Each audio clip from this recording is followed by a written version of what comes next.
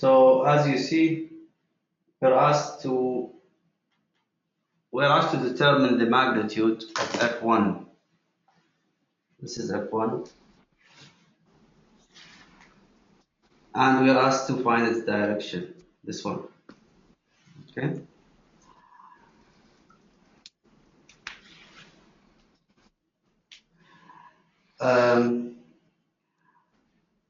So F1 should be in a way, or should have a magnitude and direction such that the resultant force becomes directed vertically upward. So the resultant force should be pointing in here. Just let me draw this. It should be pointing this way. All right. So there, this should be the direction of the resultant force.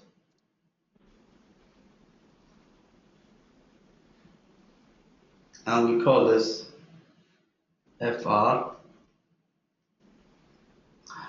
And FR should have a magnitude of 800 newtons. Clear? Yeah. So where do we start from? Firstly, we know that FR,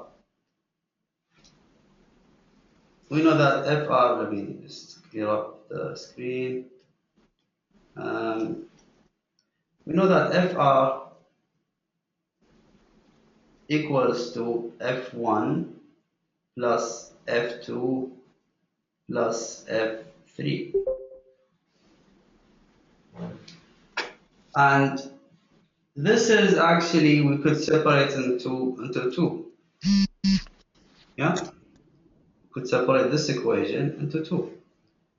We will have our x components, which is frx, or let's start with the y components.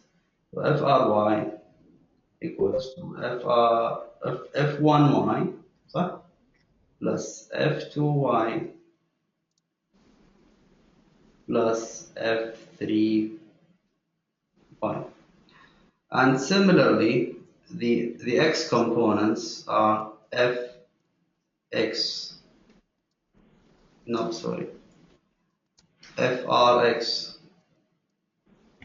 the resultant of the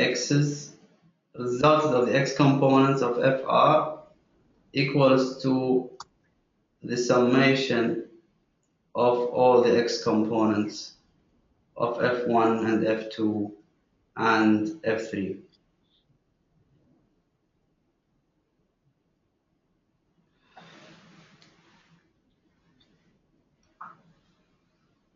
Now, what is given? Now, I would ask this question before even starting up. What will be frx?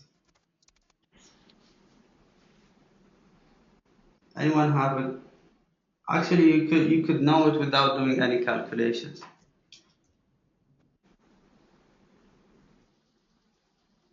Okay, so Ahmed Talbani Muhammad Zahabi says 0. Okay, I prefer you speak when you answer because I do not look on the chat room a lot. So 0. All right.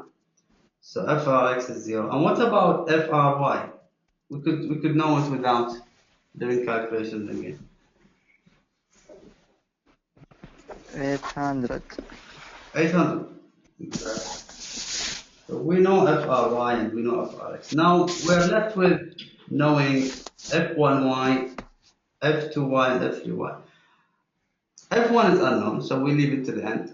Let's start with the f2y and f3y. Okay. So I'll depict the y components on blue and the x components on green. So let's start with the y's. This is the y component, and this is the y component of. Actually, let's name them. So we'll name this. We'll name this f2y. So we'll name this f2, or we'll name this f3, and we will name this F2. Okay. So these are the components of F2 and F3, the Y components, and we will also be having X components. Sorry. So we'll also be having X components as well.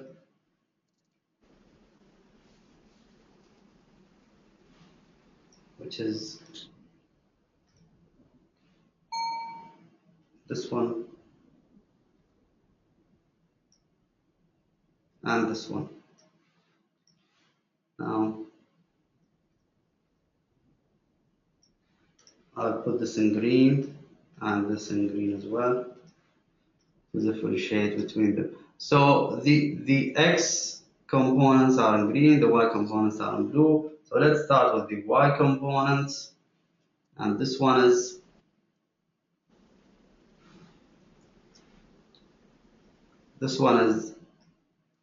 what would this be? 400 sine 400 sine 30, right? Which equals to I haven't got my calculator, I guess. Yeah. So this equals to 400 sine 30, which equals 200 newtons. And this one, what about this one? 3 over 5, Yeah? 600.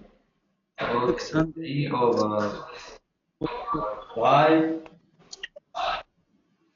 600. Great.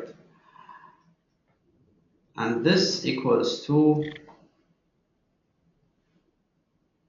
360 newtons. All right, so now we have the Y components. Now let's get the X components. The X components. This will be 4 over 5 times 6. 4 over 5. Is this it? 600 times 600. 3 over 5 for the Y component. Okay, so I'll leave it as is, and this one is cosine. This one is 100 cosine 30. All right. So now we could further substitute these values in the equation. So we have f1y. This is unknown.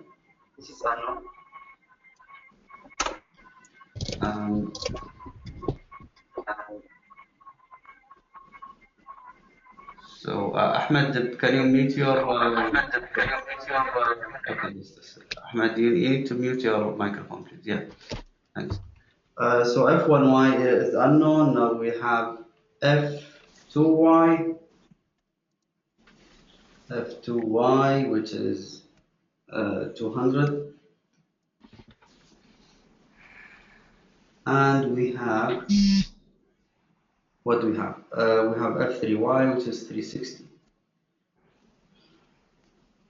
and in here we have f1x again.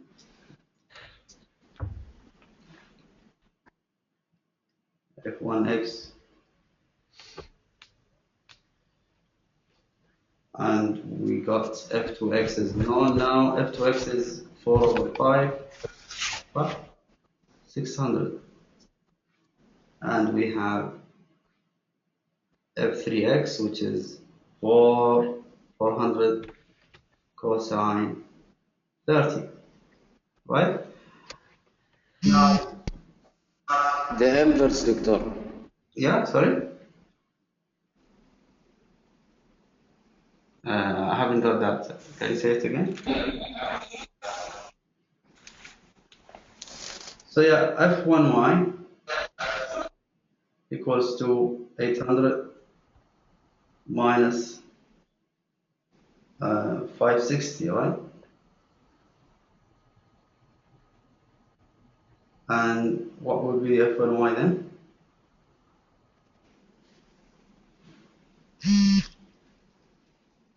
That should be, I guess, 240.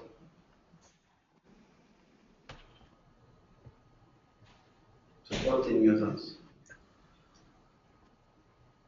Okay, so F1Y is 240 newtons. And now F1X should be, now doing your algebra for that. So F1X, you should end up having 133.6 newtons. Okay. Now we got the X and Y components. So what is that? What do we need to do next? Pythagorean theorem. Yeah, to get the magnitude, because we are asked to get the magnitude. Actually, yeah, the magnitude of F1 and the direction. So starting with the magnitude, we will use Pythagorean theorem to start. Pythagorean theorem. So F1 equals to F1 y squared plus F1 x squared, isn't it? Which should equal to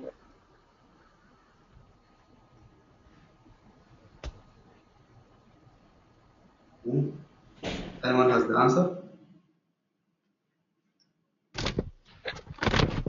40.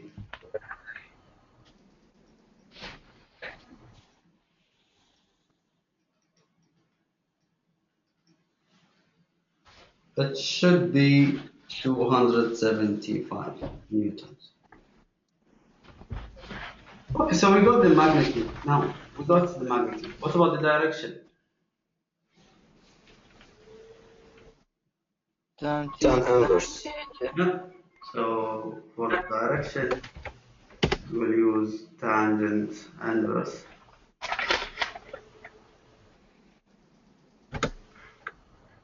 Tangent theta equals to opposite over adjacent, which means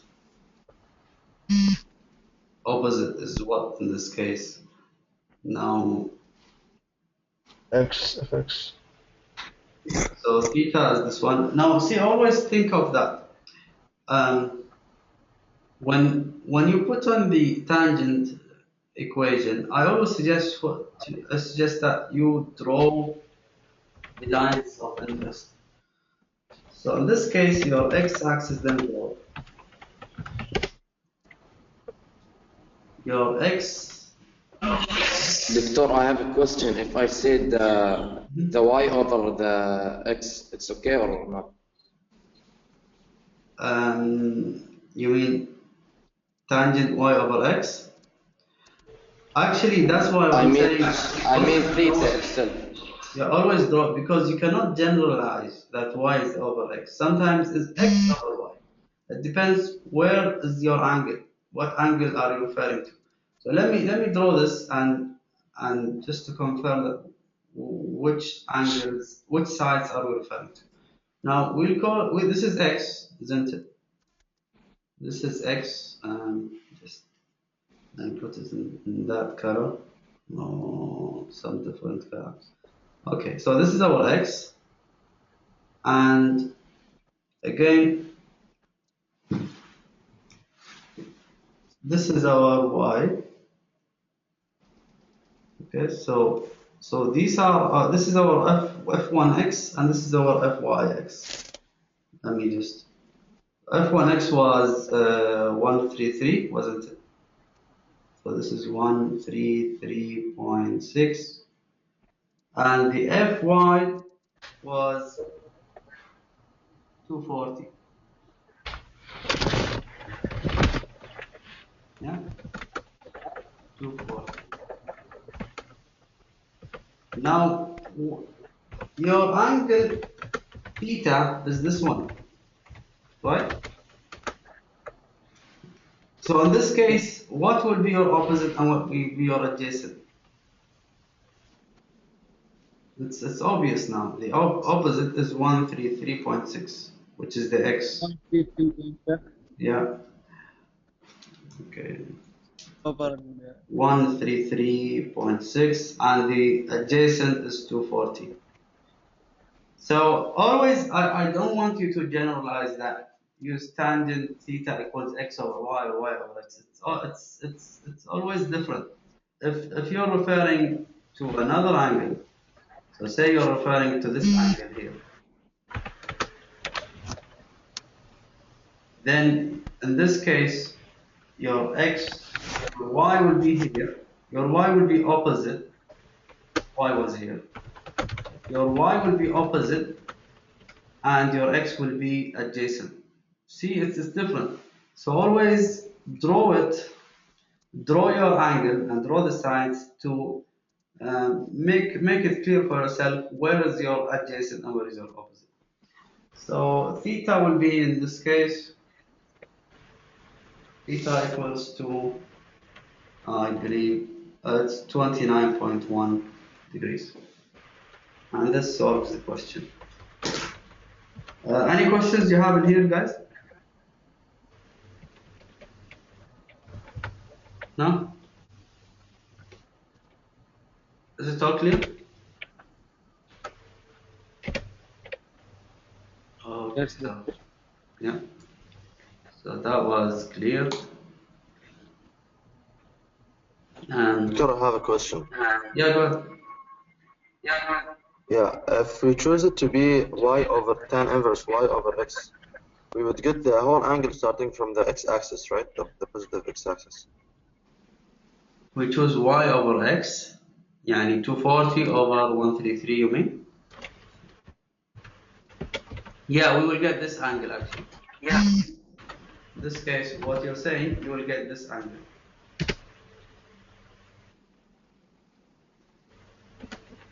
Okay, thanks. Yeah. And then you will have to subtract it by 90, or subtract this angle from 90 to get this one. Yeah. Yeah, so we'll go to the another question.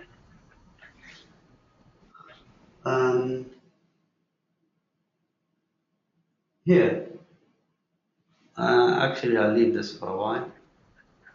We'll go to this one. Yeah. So this is another question. I believe it's easy, but I believe it might get you confused. And yeah, so let's begin solving it. And this question, like if you read it, the cable exerts a force of 400 on the post.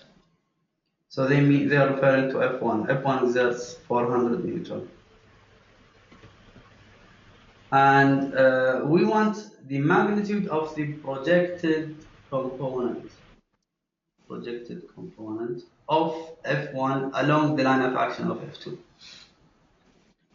You remember when you are asked about the projected component, the projection of a force along the line,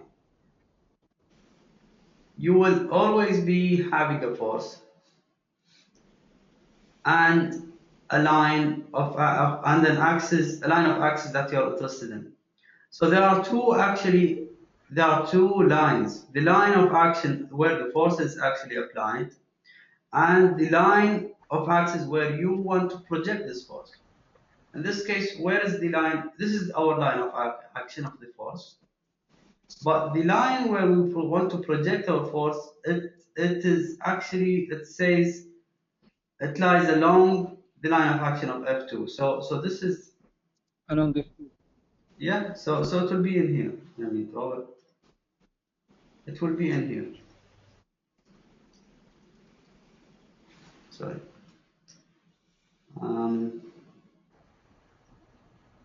Yeah. So it will be here. Let me just lower it. Arrow.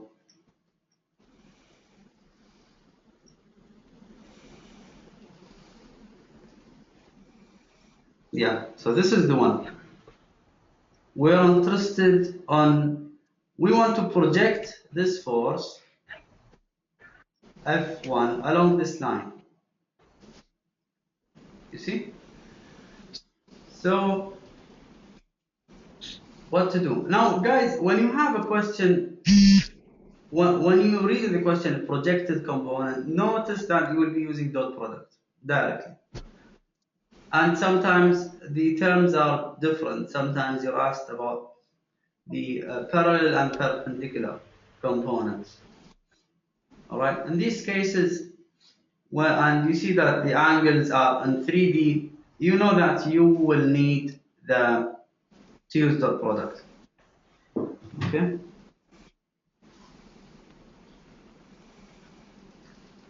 So where do we start from? Now let me put back the slides. You remember when we mentioned these steps? So you have a force, this example, you have a force FAB, this is your force, and you have a line of axis that you're interested in. Here in this question, you want to project it along the z-axis. So you start with, if the force is not expressed in Cartesian format, do express it as Cartesian vector by multiplying its magnitude by a unit vector. All right. So this converts the scalar to a vector.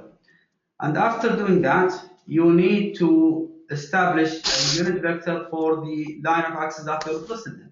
In this case, it's U projection, I call it U projection.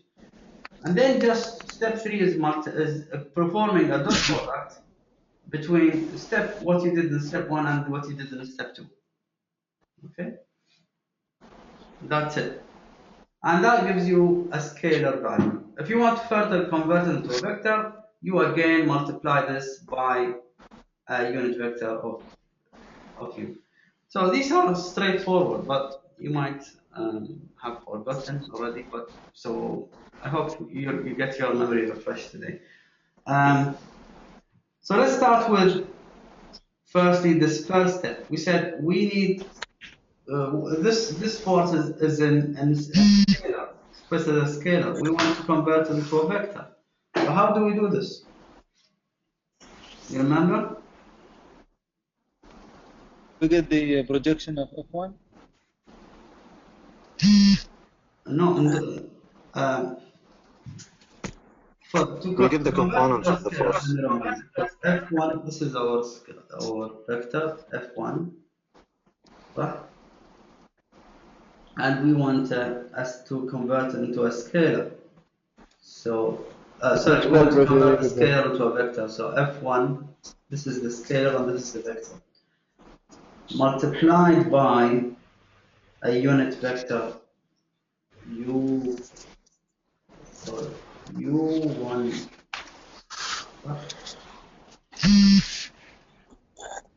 remember?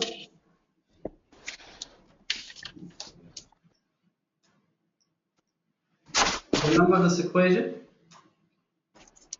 So F1 is 400. We know it. We know F1. I mean this magnitude of F1 is 400.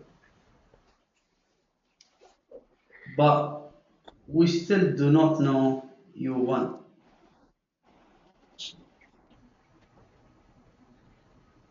Yeah. Thus, we could take the Fy, Fz, Fy, and Fx. Yeah, exactly. See now, to get the unit vector, remember we needed at least 2 points. This is the line. This is the line of action of the force. To get the unit vector, the way we solved it often is that we had 2 points to get it. But in this case, we do not have 2 points. Fine, what about you? Yeah, so how do we get it? You don't have We that? can use the angles in order to Don't have find it. that? Yeah, exactly. So presume you have a force, because you remember the unit vector is actually, it's a vector that has a magnitude of 1. So say this is your vector 1. Really? You live around? Now let me make it longer so that you could imagine it. It should be short, but we just do make it now long for to visualize it easily. So let's draw this unit vector. Actually, I'll have this as red, so you could differentiate it. So our unit vector is this one. Yeah, it's this one. No, stop it. Okay. So this is our unit vector, and that was in red.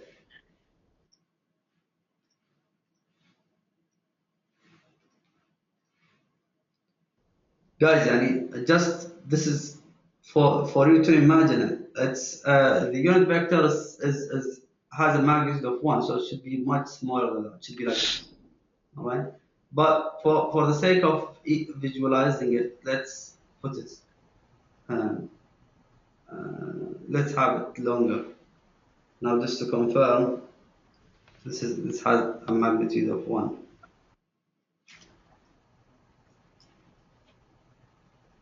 Magnitude of 1.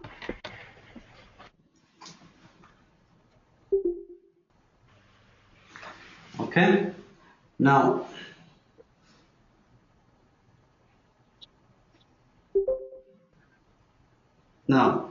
we want the components of this unit vector. So, because the way we solved it usually is to get 2 points. All right. Any 2 points where this unit vector is lying, any 2 gamma. points of this line of action, and we could easily get the unit vector using that way. But in this case, we don't. So we use trigonometry. All right. We use trigonometry. Now, to use trigonometry, let's first draw the. We have two triangles. The first one is this, which is the most obvious and straightforward. In here, the z-axis is this one, isn't it? This is our z-axis. So,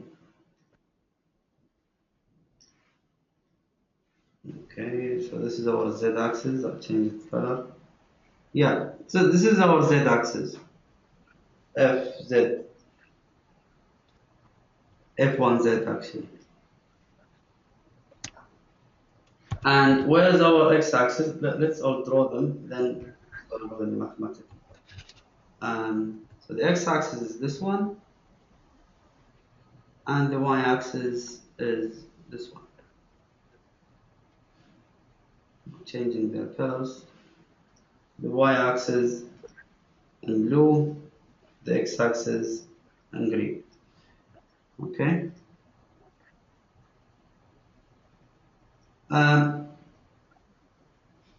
We could shift the y-axis to this side just for ease of seeing relating to the angles here, and we could shift this one to this side. Yeah, so this is our fz. Now, how could we solve for the fz? Do you know? 400 cosine 35. Yeah, this is if you want to solve directly for f1, but I want to solve for the unit vector, which has a magnitude of 1. So 1. 1 beside 35. Yeah, 1 cosine 35. Oh, sorry, did I call it fz? No, I wouldn't call it fz then. I shouldn't call it fz, f1z. I'll call it u1z. Yeah, that's the best way. So I'll call it u1z. Okay. So u1z equals to 1 cosine 35, صح? And what about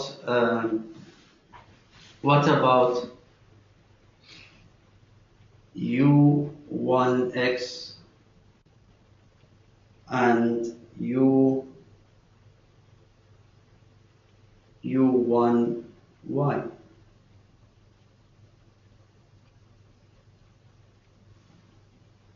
How do we show them?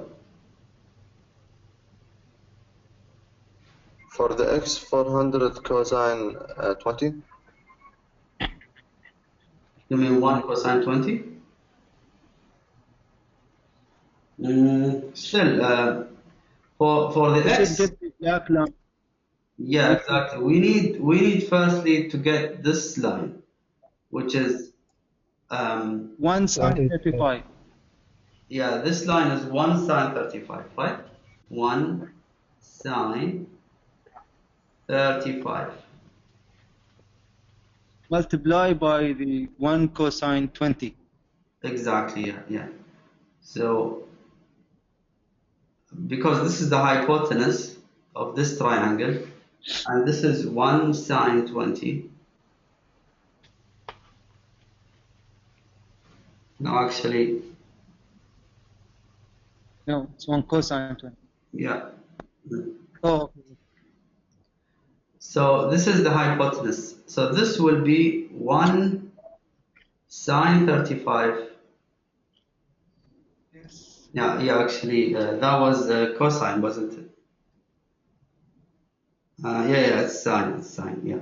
It's So sine, 1 but we sine already 35 times sine 20. Right? Yeah. So sine 35 sine 20. Guys, do you know where we get this from? We're confused now. Yes. Yeah? Okay. And this one is, have it here.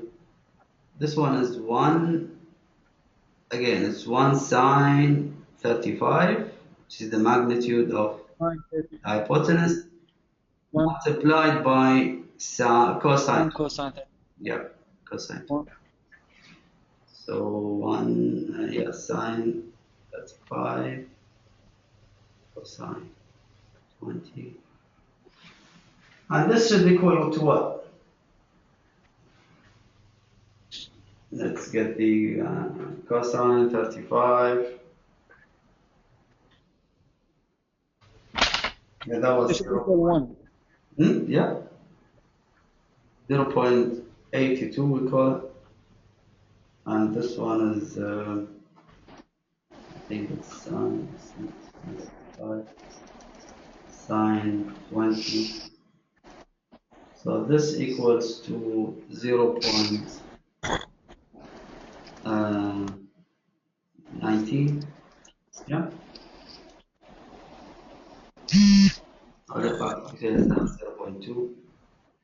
And this one should equal to sine 35 cosine 20, 0.4. Okay, so this defines our unit vector. You see? Now we are still on the first step. We want to convert this force into from a scalar to a vector. 400 multiplied by the unit vector, which is start with this 0.2 I plus 0.54 J plus 0.82 Z. صح؟ أو okay. So F1 will be F1, the vector should be equal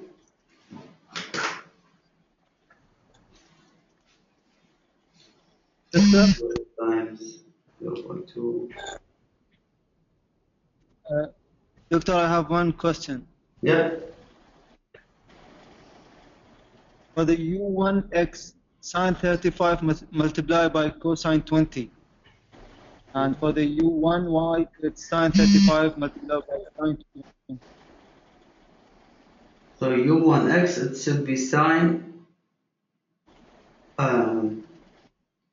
I think you're right, yeah.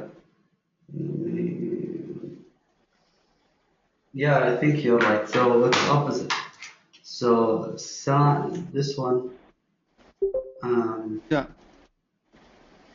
Yeah, actually you're right. So yes, sine 35. Just correct the green line. The I green. mean, yeah, just to the right, to the left. Okay. So you mean this line? No, this is right. Mhm. This is right. I'm just saying about the U1Z, U1X, U1Y.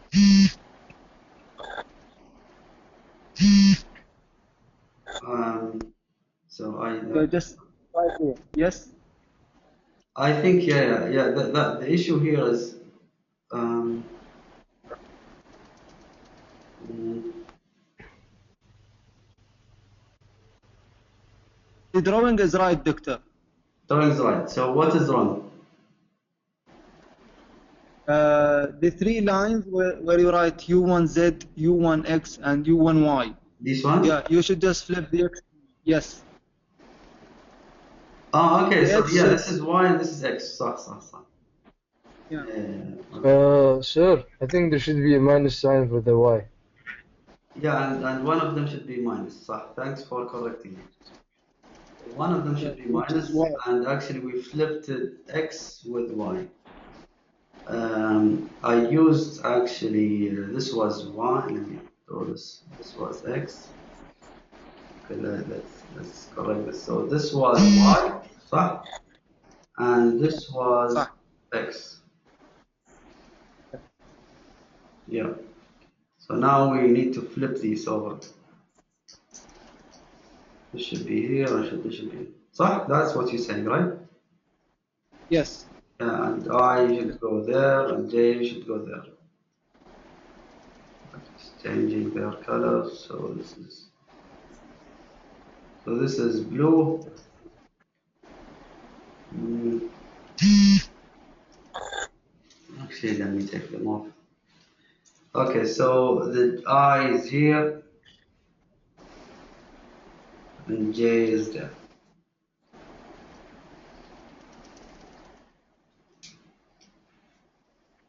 And actually, we did mistakes with the signs. So the Minus for the Y and plus for the. yeah, minus for the y and plus for the x. Yeah, exactly, that's correct.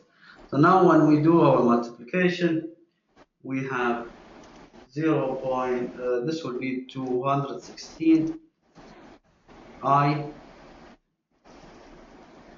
and this will be actually minus 80. minus 80. Yeah, 80.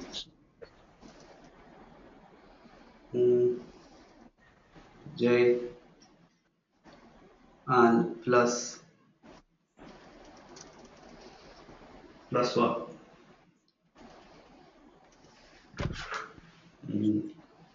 400 multiplied by 0.82 is 328.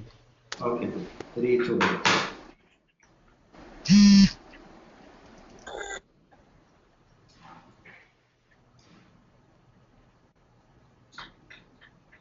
Okay. Okay, great. So now we finally expressed our force in Cartesian format. We finally expressed it in Cartesian format. And this becomes our force. Yeah? F1 now expressed in Cartesian instead is that instead of the vector. Instead of the scalar, we have it in vector now. Okay, so now we can start. Now I'll take off this unit vector. We don't want it. Should be small actually. This is our unit vector.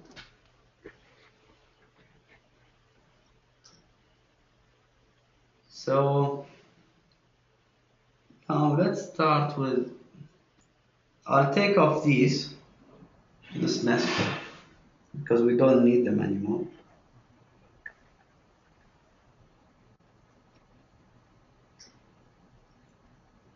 So now what's the next step? Multiplied by the You unit find vector the unit of, vector of F2. Yeah, exactly. So we need a unit vector for F2. Again, let's depict this unit vector and let's depict it as a longer line. Yeah. So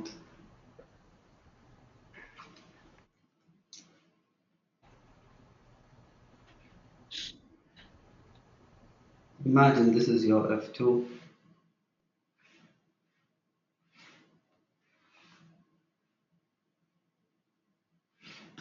Imagine this is your U2, huh? This is your U2. We call this U2. Again, for U2, U2 has a magnitude of 1. U2 has a magnitude of 1. Okay. So again, we need X and Y and Z. All right. I will not go in details here because I believe. Well, actually, yeah. Well, it's straightforward now. In this case, U2 We would have the three angles, so 1 cosine 45 plus 1 cosine 60. yeah. So with U2, as you mentioned, U2 will equal to for the x-axis we have cosine 45 45. sine 45 I and they're all plus, and for the y-axis we have cosine again One cosine. cosine 60 صح? Yeah. Cosine 60, that was j, and for the z-axis we have Cosine 120. sine, right? Sine 120? Sine 100. Cosine 120. Is it cosine? Cosine. Cosine. Yeah, it's cosine. Just Yeah, it's actually cosine. Cosine.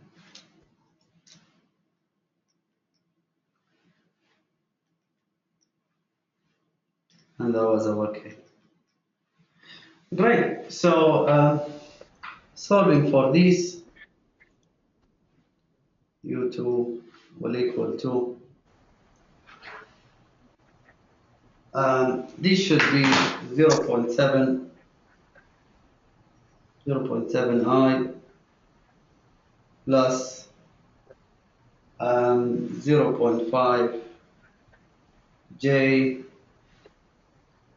minus. Now, when you put cosine 120 in the calculator, you get a minus. Minus 0.5. Minus 0.5.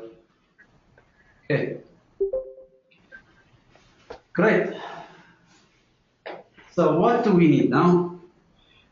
We need to perform the dot product, صح? We've done with step 1, done with step 2. Step 1 was to convert this into a vector. Step 2 was to get the unit vector lying along this line of axis. And step 3 is to perform the dot product between these two. Dot product. Yeah. Now I'll do it this way. So f dot, actually, and this will get us, when we do the dot product between f1 and u2, what do we get? Scalar. A scalar, right? So we get a scalar, which is f2. If we want, No, let's not call it f2 actually. I don't, because f2 is this one. Let's call it f projection. project. Yeah. Okay. So f projection equals to f1 dot U2. u2.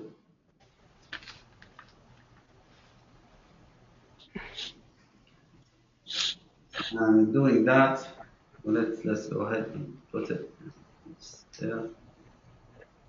So we have here taken up this, all this.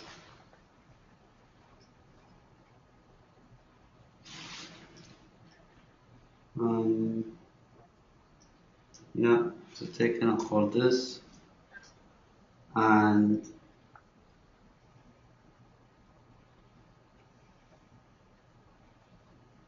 taken out all these.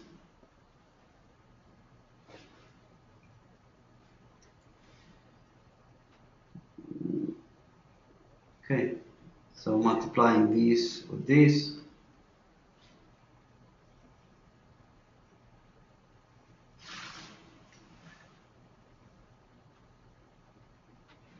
that equals to 216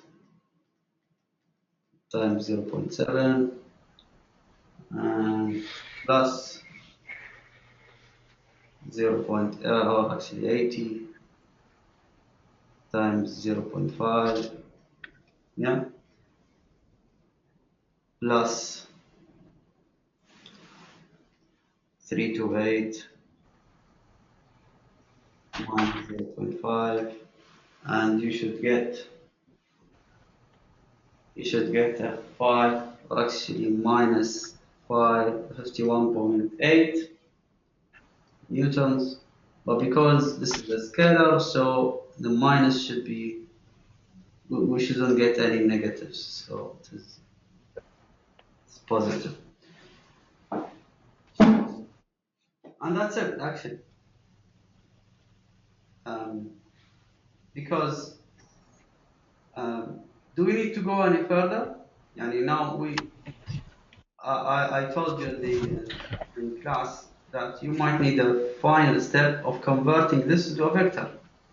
Do we need to do this in this case?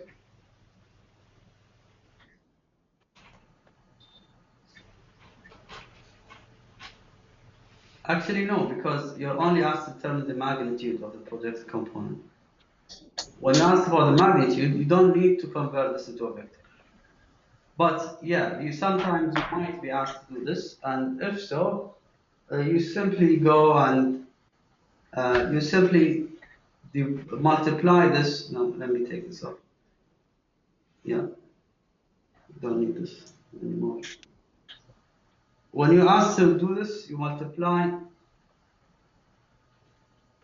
again this scalar by this vector.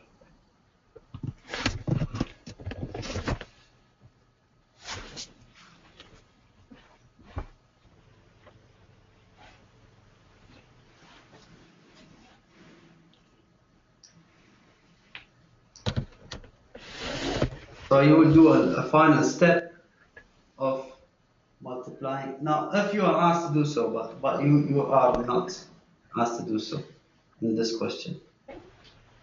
But I'm just saying, just in case, so that to know what you will need to do.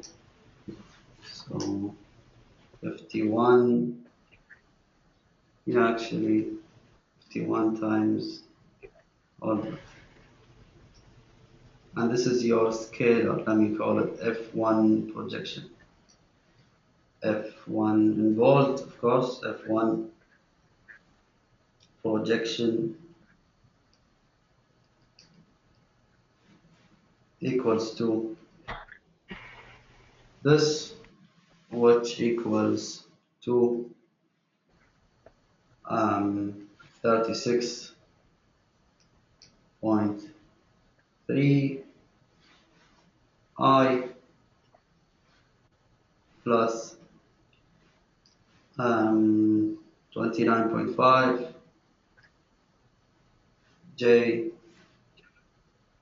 plus or actually minus 25.9 K. This is your scalar. This is your vector. Right? So that's it. That solves the question. Now we can put this in here. And your scalar. Yeah. Doctor, I have a question. Why did we change the minus 51 to 51? Minus 51? Yeah, the Yeah. projection. Actually, yeah, the magnitude is always in positive. So you need to say this. Okay, okay. Yeah? Okay.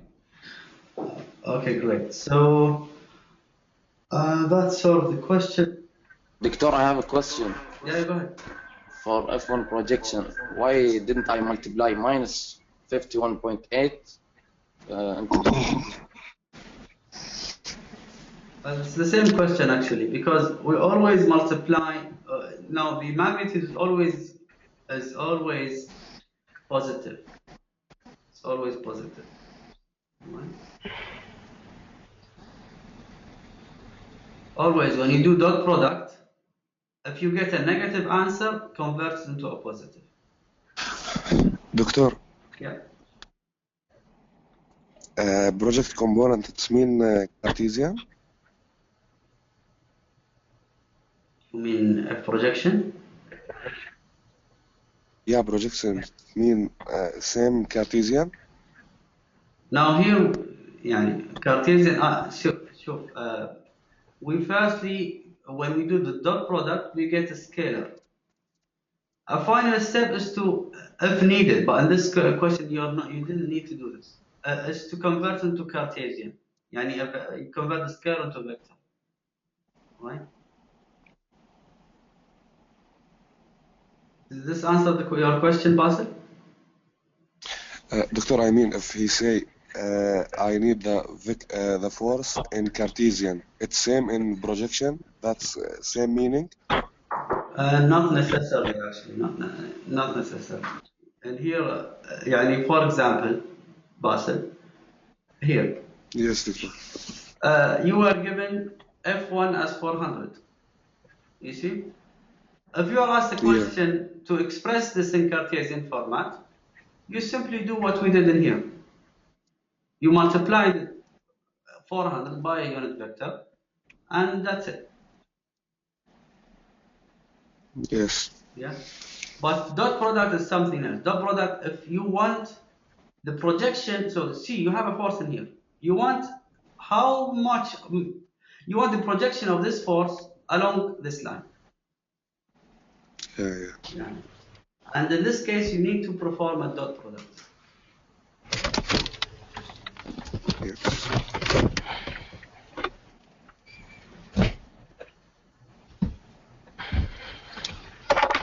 Now we will go to, we'll solve another example.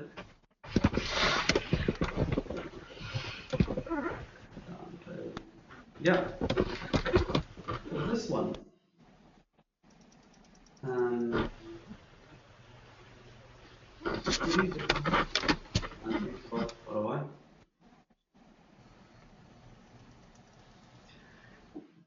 This question relates to chapter 3, equilibrium of a particle.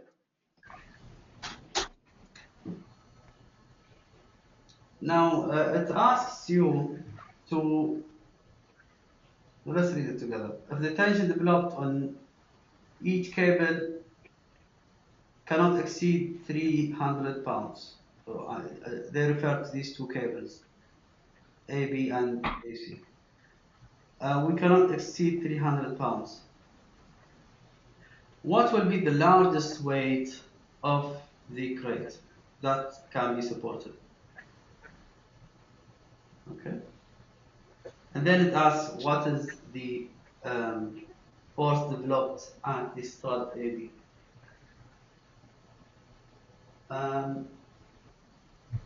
Do we need to get the forces along each cable? You actually asked two things. What is the maximum weight that this system could take? And what could be the maximum weight of the crate?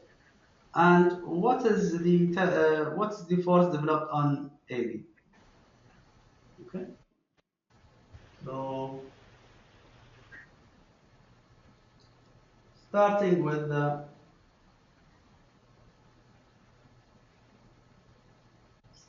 this, where do you start from? Yani,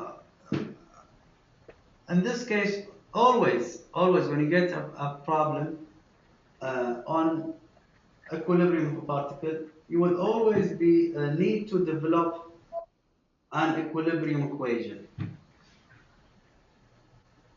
X sum of x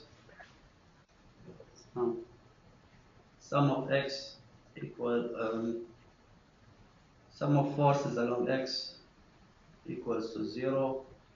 Sum of forces along y equals to 0. Sum of forces along z equals to 0. You will always need to firstly develop these equations. Right? And the best way of doing that is to firstly, we know that we have three forces here, right? We know that we have a force of FAD and a force of FAC and a force of FAB. They all meet in here at point A.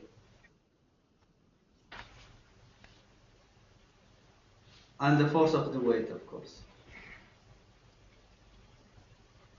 They are all forces meeting in here.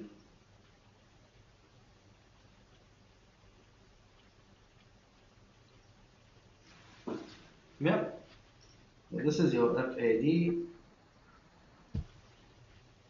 FAB, and FAC. FAB and FAC. And this is W. They're all now unknown. So the best thing is, first of all, we want their components. Each one of these will have X and Y and Z components, صح? Except W, as you see from its dimensions, it only has a Z component. So firstly, we need to break up these into their components and put the X components, all the X components and the X equation, all the Y components and the Y equations, and etc. So let's do this first. In order to do this, the best way of doing it is to use a unit vector, where now expressing these into Cartesian format actually will do it. FAB will equal to the magnitude of FAB, which is unknown, multiplied by a unit vector UAB, and similarly FAC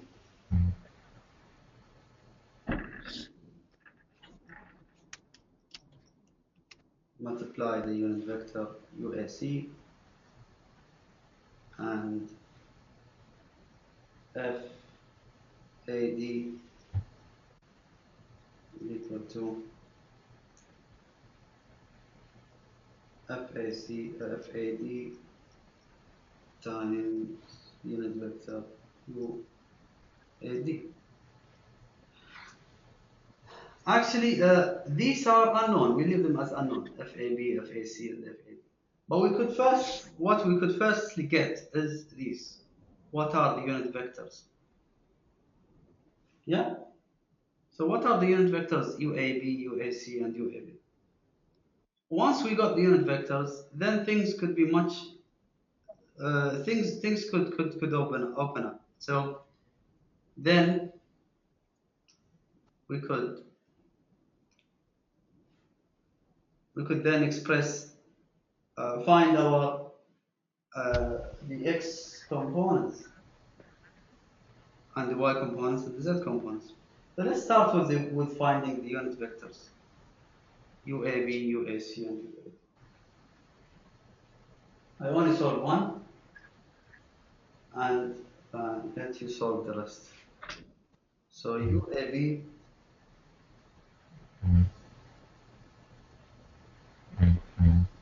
actually, yeah, we could do one useful thing as well, is to write down the coordinates.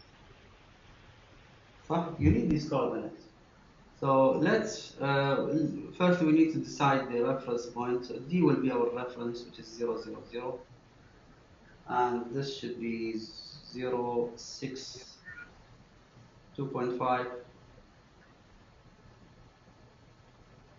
and this should be -2, 0, 4, and this should be 2, 0, 5.5, right? Guys, do you agree with these coordinates?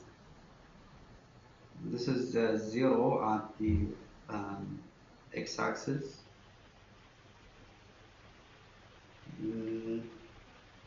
No, actually, it's not 0. It's 2.5. Yeah. Okay, so let's put this again. It's 2.5. And what about the y-axis? It's 6. Huh?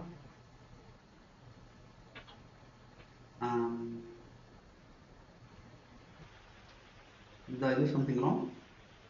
No, sir, I think actually be 0 because it's along the y, so there's no x.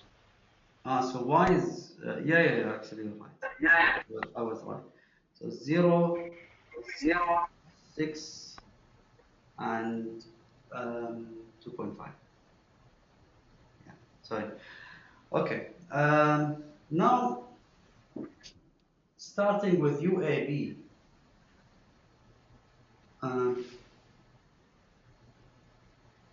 UAB.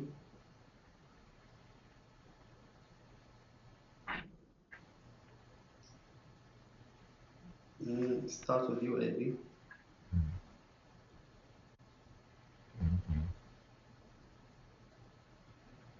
You remember this equation?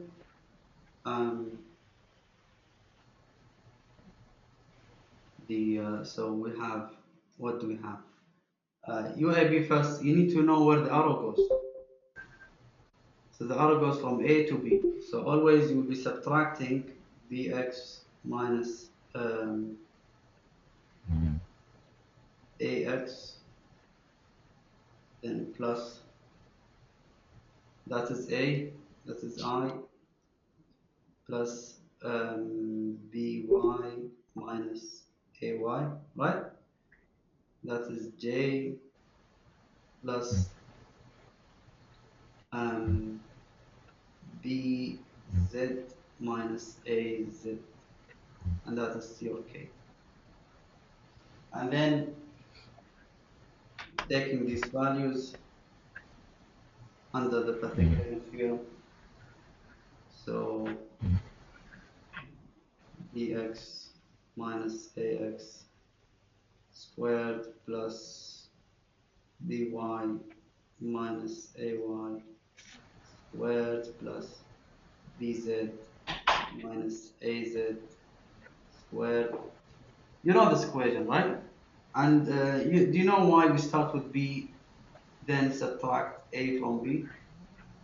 So always, I told you the rule of thumb is to go from arrow to tail. AB is going from A to B, so the arrow is at B. We start with B. You go back to the tail. So UAB, I'll just solve for UAB and put then the rest of the values, all right? UAB will be, where is the arrow? So where is BX? BX is minus 2, huh? Minus 2 minus 0, and that is I.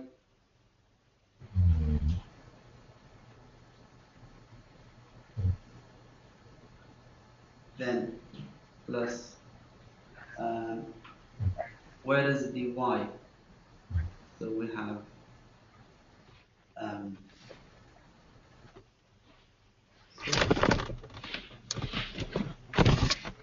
we start with B, right? 0 minus 6. 0 minus 6, is it? B is the Y, yeah, it's 0 minus 6, yeah. 0 minus 6, 0 minus 6. And what else? Plus B, where's the Z? So 4 minus, yeah, 4 minus 4. Yeah.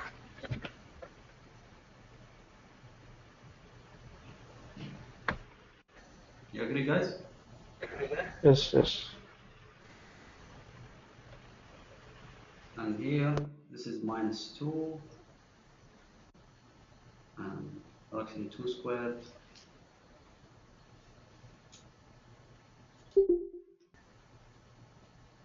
2 squared plus 6 squared plus 1.5 squared. This equals to,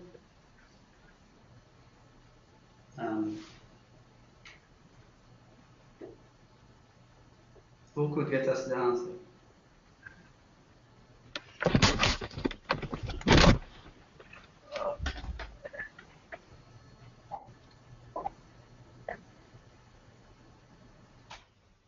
It's 6.5. 6.5 for, you mean, the Denominator. So you mean 2 minus 2 minus 2 over 6.5, yeah? Yes. I, this is I, plus, or actually that's minus, in this case, minus 6 over 6.5, that's our J, and then plus, plus what, 1.5 over 6.5, that's our K.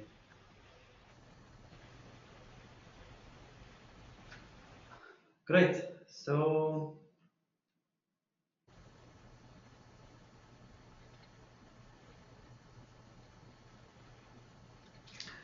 now, yeah, so going and multiplying this UAB by FAB, you should get, let me take this off.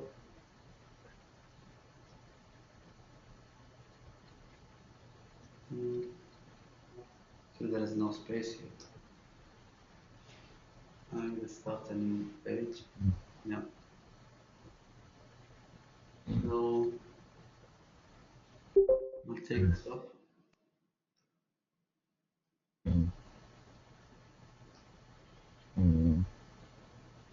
Now, UAB. So FAB equals all this. So I'll put them in colors this time. So minus 2 over 6.5 what? I minus 6 over 6.5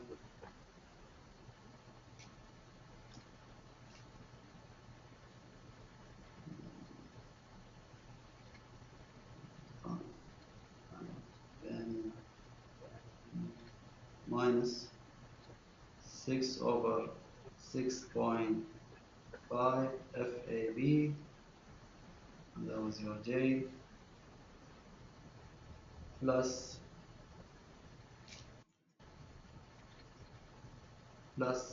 1.5 over 6.5 FAB, and that's your K.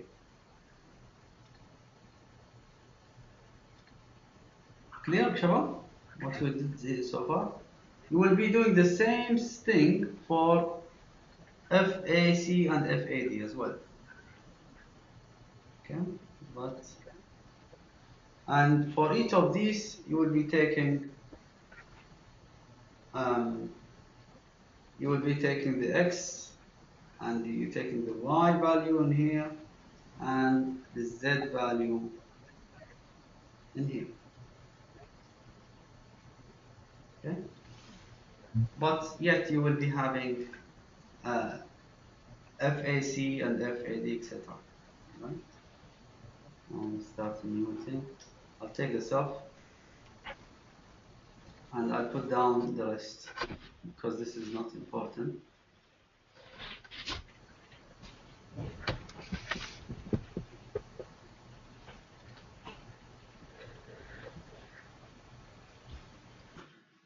So I'll put all the equations here.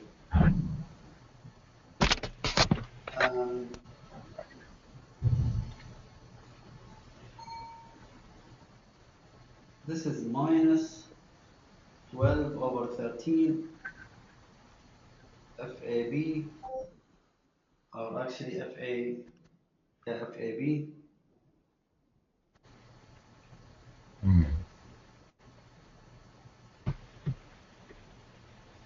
No, sorry.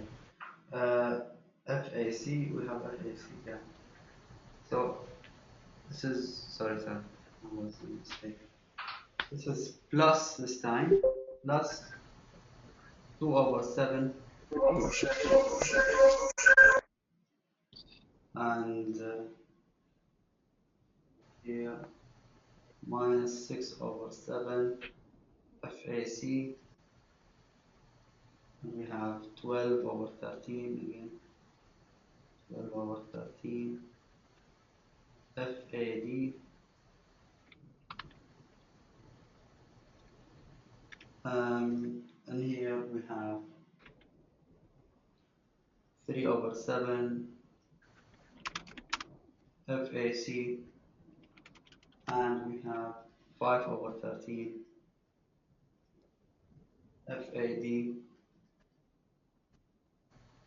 and we need to subtract all these from W. So I'll just tell you the steps because the calculations are taking so long.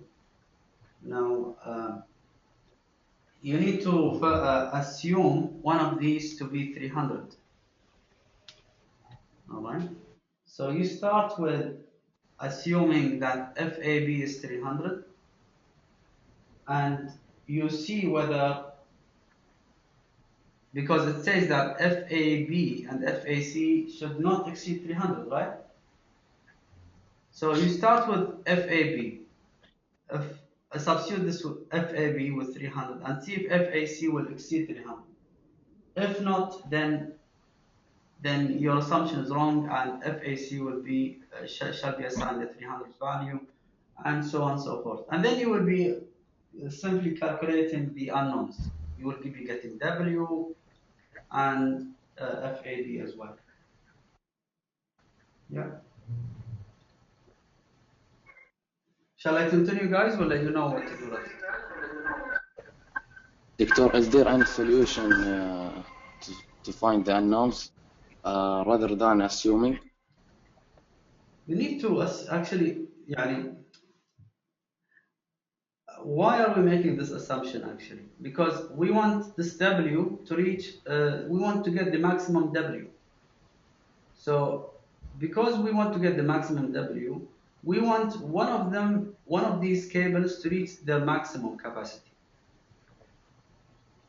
You got it? That's why actually it's not an assumption actually. Yes. It's just we make an assumption. It's like a trial and error. We make an assumption to know which one of these will take the 300 value. Yeah. Actually, we might be able to solve it in this. It's not very hard in this case. So let's start with this. So let's start. Assume AB is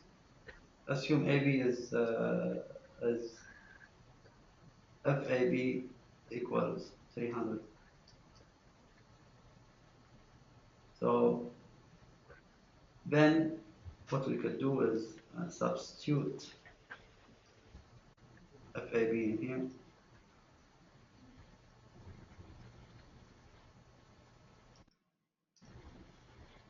Plus 217 FAC. Now we want to find FAC. If FAC exceed 300, then or something wrong. Right? So FAC,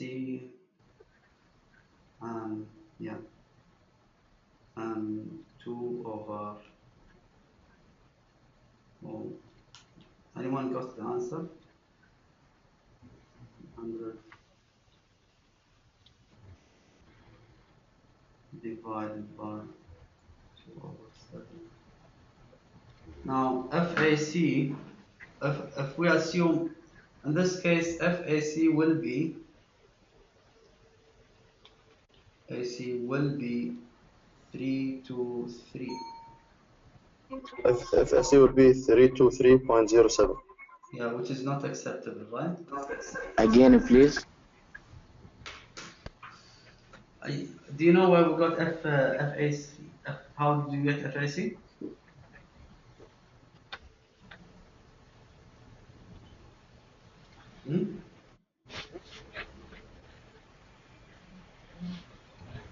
Sorry, could you tell me what do you want me to repeat?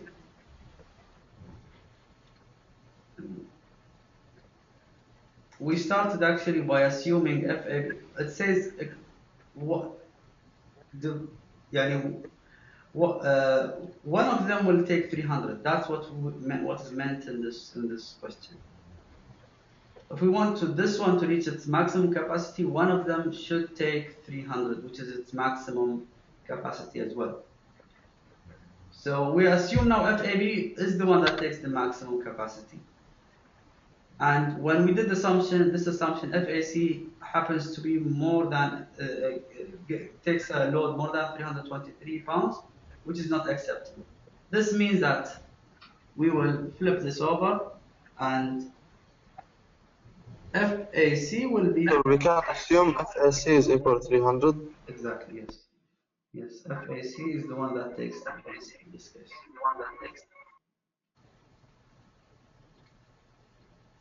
Okay, this is not working well with me. So FAC is the one that takes 300. And we will correct this.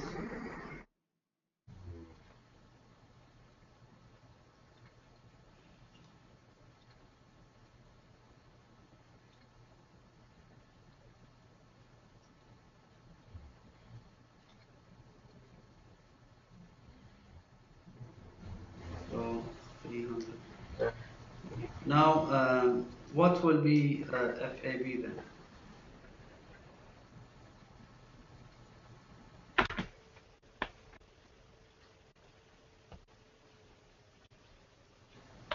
Anyone knows? FAB should equal to, this goes to 0. FAB It equal will be equal to 278.6. 278, right? Which is acceptable.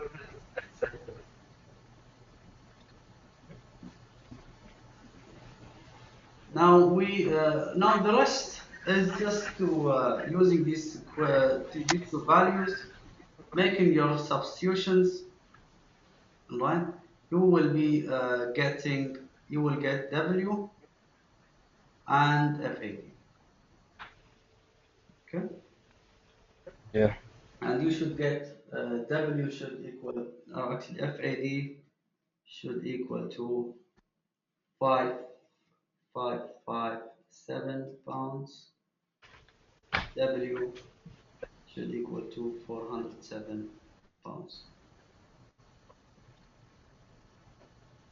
And that's it.